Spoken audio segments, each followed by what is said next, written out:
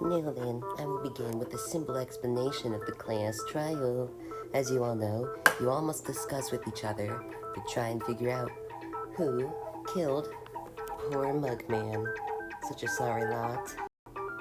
At the end of the class trial, you will all cast your votes on who you think killed Mugman. If you're all correct, the culprit, aka the blackened, gets executed. But if you're wrong, I get to execute all of you instead, and the blackened gets to leave the school. I can't believe we have to do this once again. Well, we don't have time to remorse. We have to figure out Mugman's case. Now, well, in that case, what should we start with? The murder weapon? It was like the first thing we had trouble discussing last time. I don't think that will need to be discussed this time. The hammer was obviously covered in blood, and it was the only thing that could have been used that we found that could have killed Mugman.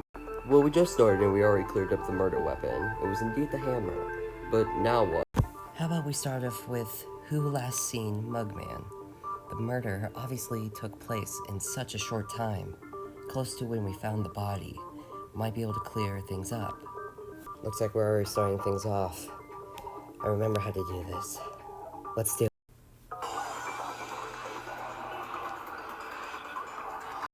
The earliest all of us saw him was when we were all in the cafeteria tying those two up. If my memory is correct, he was one of the first people to also leave the cafeteria. I was the only one who didn't see him, as I was busy. So I don't know where he could have gone. So then that would mean nobody saw Mugman near before his murder, right? No, that's wrong. No, there was a few people who saw him. In fact, that was me and Enner. Oh, you saw him? Yes, indeed. I found them in the library, and we hung out for a while. And, well, basically for a few hours. And then, at about 12:15, we all split off. All went alone. I can confirm this to be true, as I was there. Well, wait. 12:15? That means Mugman could have died within a 17-minute gap. In such a short amount of time? How is that even possible? How would the culprit even have time to set anything up? I don't think they did, at all. I think that was part of the false, since we found the body at about 12:38. They only had 6 minutes to do anything. And 6 minutes they probably used on getting away from the crime scene. So wouldn't that mean that anyone who doesn't have an alibi through the time of 12:15 and the time when we saw the body could be the culprit? Yes, and we can already confirm that me, Pac-Man, and Purple could not have been the killer. They were both tied up and I was guarding them, so they couldn't have done it, and they would have seen me left. Sure, we can clear all of you from suspicion. That brings our number of suspects from 13 down to 10. So wouldn't that mean the culprit is Squirtle? What? Why is it me? Well, you weren't seen in the cafeteria this morning, and you went missing. And you also, again, went missing during the investigation. Clearly to hide evidence. What? You're accusing me of that? No, it's not. Whoa, hang on guys, can we have really accused Squirtle this quickly? Of course it's completely fair that we're accusing him this early. He's the only one. Listen to the facts, really. Squirtle wasn't present at the cafeteria this morning. And, although that would be fine if that were just the case, the issue is being that immediately after Mugman's body was found, he went missing. And if you take a look at the evidence we found, none of them makes sense. He must have hidden the evidence that would strongly point to him. No, none of this is true. You guys have to believe me. Why would any of us believe you? After all, you have no alibi for when the murder occurred. No, that's wrong. No, he does have an alibi for the murder. You're kidding, right? Shortly after the first bang, I left you, Purple, and Leonardo in the cafeteria. And when I went to go investigate on what the bang was, I ran into Mega Man and Squirt. Okay, so you ran into him. But how does that prove that he didn't kill him? Simple, actually, because shortly after I met him, the second bang occurred. What does the banging have to do in all this? You see, the banging, and if we conclude, and just say for a second, that the banging was caused by the culprit and the victim fighting, then if that's the case, Squirtle wouldn't be in sight. He would be upstairs fighting the victim if he really was.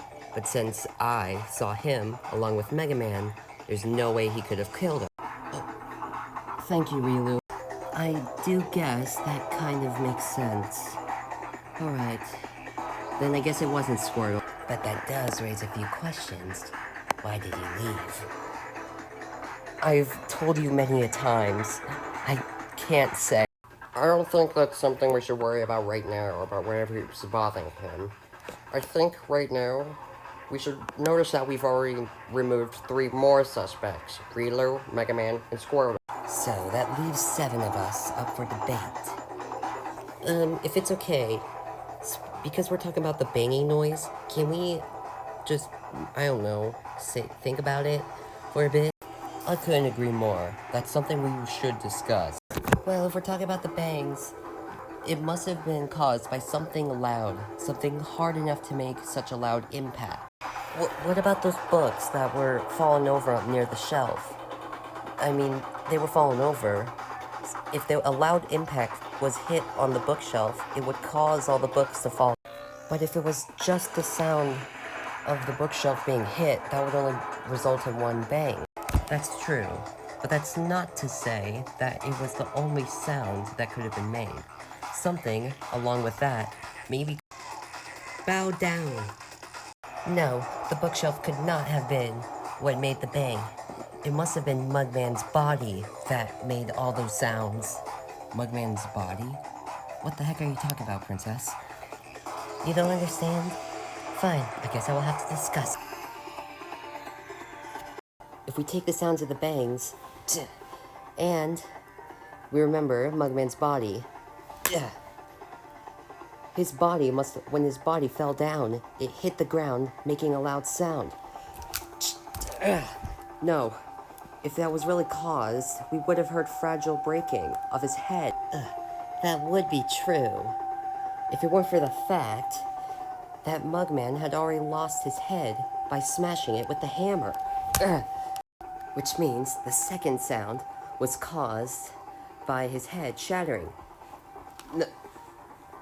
I'll shatter your words. That was a really good plan, Peach. Unfortunately, the second part of that theory makes no sense. Huh? It's true. Without his head, his body could hit the ground and totally be the result of the banging noise. The problem is, if you're correct in assuming that the first bang was caused by him getting his head hit, that wouldn't make sense. Because we wouldn't hear a bang, we would hear a shatter. That's right, it wouldn't cause a bang, we would just hear glass breaking. Oh. My apologies, everyone. I was wrong. I wouldn't say you were entirely wrong. The first bit was a bit reasonable. Without his head, his body could have totally hit the ground and made the bang. Yes, that is true, but I have another potential theory. Oh, another one? Well, let's hear it. Let's hope it's not as stupid as her. You have no right saying that to a queen. Anyways, I think the bangs were caused by those books. You mean the books from the bottom of the stairs? Yes. Here's the thing. We all heard the sound of 2 bangs from somewhere. Not to mention, there were 2 books down at the bottom of the stairs. 2 books, 2 bangs. Are you suggesting that... I think there may be. If there's 2 books and 2 bangs, one could have been done for each. So as you see, that would mean that the 2 books is what caused those 2 bangs. No, that's wrong. Another good theory, but also impossible. What? Why so? Peach gave me her account. Huh? Oh, yes, I did. She stated that she, Domo, and Poplio were all in her dorm. Huh? Why would they all be in her dorm? That's not what bothers. They all heard the bang, but Peach stated that the first one she heard was the loudest. And here's the thing, the second one was quieter. One was quieter. What does that mean? If they were both caused by the books, and both were found at the bottom of the stairs, and they were thrown from the top into that exact same area, that means they would have equal levels of volume for Peach, wouldn't it? And they were all in the same room. So that would mean if they were all thrown down, then they would have had equal sound levels, because they both landed in the same area. But because one was quieter, it must have been caused by something else. Complete hogwash. Just because they had small levels of sound doesn't mean they weren't from the same cause. I have to agree with Shadow here. It could have been anything, but the book seemed most likely. Not only that, it's logical. Same here. It makes sense. Looks like once again, we're still in a split. Oh, another split, you say? Well, I guess it seems like it's time for another Scrum debate. Oh, not this again. Once again, familiar to the rules, everyone pick a side on what you agree on. If you believe that the sound was caused by the books, or it was something else, pick your side.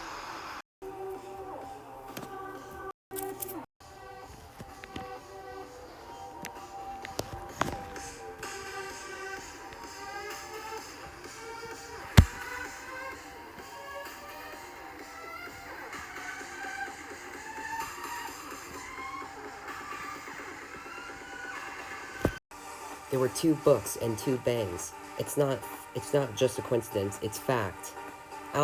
Just because they're equal doesn't mean they were exactly caused. They could have been a distraction by the But 2 books thrown down at the same time would it sound exactly the same.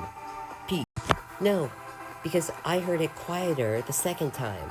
They wouldn't make the equal same volume of sound if it was from the same area. But we already know any other theories wouldn't be possible. We already have a few things that could have also possibly made the sounds. But we've already proved that the banging theory was Mugman's body is impossible. But that's not to say it was the only thing we could theorize about. But the one other thing, the bookshelf, couldn't be possible. It would only make one bang. If we're considering that the hit on the bookshelf and the book's landing were 2 different sounds, then it is possible. Those sounds would be too far apart. They must happen at the same time if that were the case. Pac-Man. But we can combine both Peach's and Pablio's theory. Both of them, one from Mugman's falling onto the ground, could have been one bang, the other being the bookshelf. It had to be the books. As you can see, it's the only logical conclusion. No, as you can see, we have a lot more theories that could also be possible. This is our answer. See, Mega Man? It's reasonable that we have other theories to consider. Seriously? Just because you've opened up a new possibility, it doesn't mean the old one doesn't exist. No, I think there might be one more thing that we could potentially do to figure out what the bangs were. And I think that's the seesaw. The seesaw? That thing that Mugman's body was on? Or it looked like a seesaw. That has to be what it is, right? Yes, that's what I'm talking about. Here's the thing. I want you guys to discuss with me and hear me out for a second about the seesaw. Mugman's body was found on the seesaw, correct?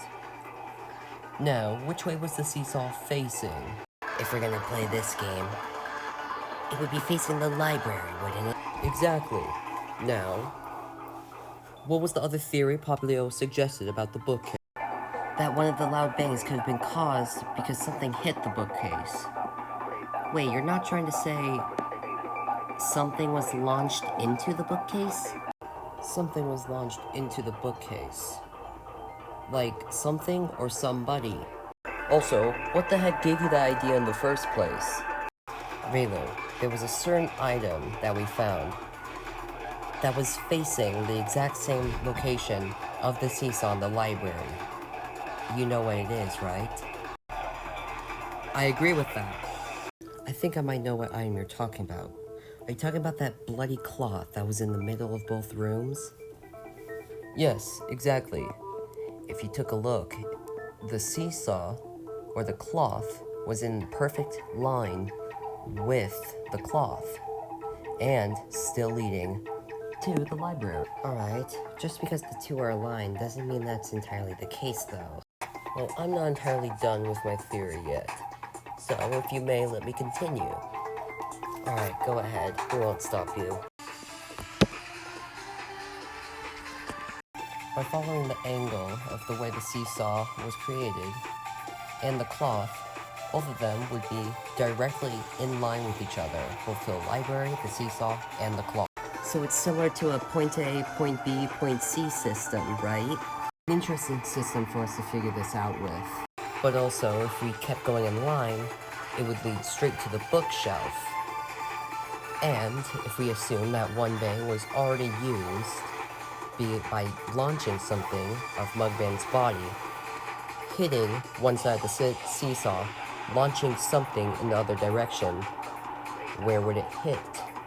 Or more importantly, what would happen? I agree with that. Well, then it would knock over all the books that were on the shelf, right? Yes, and there were indeed knocked over books on the shelf. So you're saying the culprit launched something with that seesaw contraption by using Mugman's body to launch something? That's what I'm saying, and it hit the bookshelf and broke it. A crazy theory, but it's incredibly stretched. How do we know that for a fact? It's not as crazy as you think. If Mugman's body hit the seesaw, that would be one bang. And if something were launched to the other end, say maybe something else and the cloth, like the water bottle and the cloth wouldn't go as far, but the water bottle would be enough to hit the bookshelf. That's why the water bottle and the bookshelf, and the book piles, were very close to each other. That theory is all messed up. That theory is just impossible. A water bottle would just be too heavy, and the cloth would not make it at all. What are you saying? I'm saying this theory is messed up. It does not make sense. If assuming that something was launched off the seesaw, that was the water ball and the cloth, it wouldn't make it at all. The water ball would just be too heavy. It would fall easily, and the cloth would be too light to launch. No. We're not exactly saying that it was the water ball and the cloth that were used. The cloth, yes, but the water ball is just a situation, and we're just assuming that. Once again, not possible. After all, if you paid attention, the water ball was not just an accusation, but it was also near the pile of books. Hitting it is the only logical conclusion. Whatever, I'll cut your words. You do realize you just lost your own argument, Mega Man. How? You just said the water ball hit the pile of books at the same time. There's no way if it was so heavy. But it is too heavy. Oh. I guess that doesn't make sense. My bad. Well, that was pointless. Ugh. But, well, here's the thing. Whoever said the water ball wasn't already in the library to begin with? It was already in the library? Yes, and I have a theory. Who said anything about the seesaw being used to launch an object? It could have been used to launch something or someone else. A person? Someone? Like, to launch somebody?